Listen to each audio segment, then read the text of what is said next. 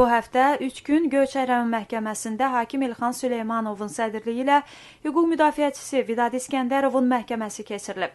Vəkil Xalid Hacıyevin vəsadətinə baxmayaraq hakim yenə prosesdə audio-video çəkiliş aparılmasına icazə verməyib. Prosesdə ifadə verməyə hazırlaşan Vidad İskəndərov çıxışının audio yazıya alınması barədə vəsadət qaldırıb, vəsadət təmin edilməyib.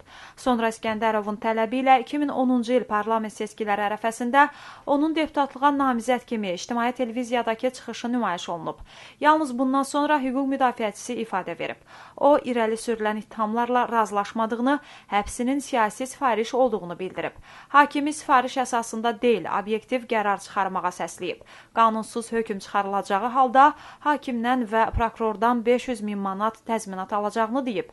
Vidad İskəndərov çıxışında hüquq mühafizə orqanlarında çalışdığı zaman hakimiyyətin yuxarı dairələrinin təmsilçiləri ilə Respublikanın baş prokuroru Zakir Qaralovla arasında yaranan gərginliyə aydınlıq gətirib.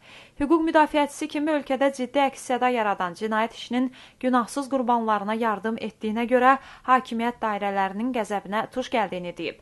Sonra cinayət işində olan sənədlər, İskəndərovun müsahibələri, Prezident İlham Əliyevə, MSK sədri Məzahir Pənahova digər qurumlara müraciətləri oxunub. Bugün keçirilən prosesdə məhkəmə sənədlərinin elan olunması davam edib. Vəkil ötən iclasda sübutların araşdırılması məhdudlaşdırılandan sonra yenidən sənədlərin elanını qanun pozuntusu adlandırıb. Faktiki olaraq ittiham tərəfin vəzifəsini öz üzərinə götürən hakimə etiraz edib. Hakim İlxan Süleymanov etirazı müzakirə belə etməyib. Vəkilin etirazına baxmayaraq hakim məhkəmə istintaqının yekunlaşdığını bildirib. Proses avqustun 24-də tərəflərin çıxışları ilə davam edəcək.